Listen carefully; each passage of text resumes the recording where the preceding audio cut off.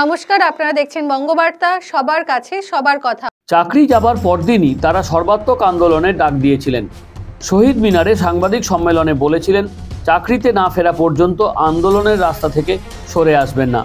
মুখ্যমন্ত্রীর সঙ্গে বৈঠকের পরেও রাজ্য জুড়ে ডিআই অফিস অভিযান কর্মসূচি নেয় যোগ্য শিক্ষকরা। কসবায় পুলিশের লাঠি ও অত্যাচারের প্রতিবাদে এবং ওএমআর শিট প্রকাশের দাবিতে এসএসসি ভবনের সামনে অনশনে বসেন যোগ্য শিক্ষকরা। তবে আজ তারা নিজেরাই জানাচ্ছেন, চরম অব্যবস্থার কারণে অনশন স্থগিত রাখছেন তারা। এদিন ডাবের জল খেয়ে অনশন ভঙ্গ করেন 4 শিক্ষক। আমরা প্রত্যাহার করছি এই কারণে, আমরা শক্তি সঞ্চয় করে আমরা স্থগিত করছি, প্রত্যাহার করছি না। আমরা আপাতত স্থগিত করছি। আমাদের সঙ্গী সাথীদের এইখানে যে পুলিশি অব্যবস্থা, পুলিশের ভয় দেখানো, তৃণমূল কংগ্রেসের গুন্ডাদের এখানে দাপাদাপি বাইক বাহিনী, আমাদের এদের সিকিউরিটির কথা ভেবে আমরা আপাতত স্থগিত করছি। আমরা আবারও অনশনের পথে যাব, আপনাদের জানাবো।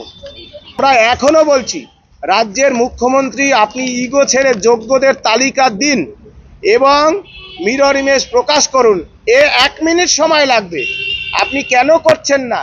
কেন যোগ্যদের, তার পরিবারদের জীবন নিয়ে, আমাদের বৃদ্ধ বাবা মাদের জীবন নিয়ে ছিনিমিনি খেলছেন? আপনি প্রকাশ করুন, তা না হলে আমরা বৃহত্তর লড়াই লড়ব। আপনাদের মিডিয়ার মাধ্যমে বলতে চাই, নেপোলিয়ান, হিটলার বাস্তিল দুর্গ গুড়িয়ে গিয়েছিল, নবান্ন সামান্য ব্যাপার।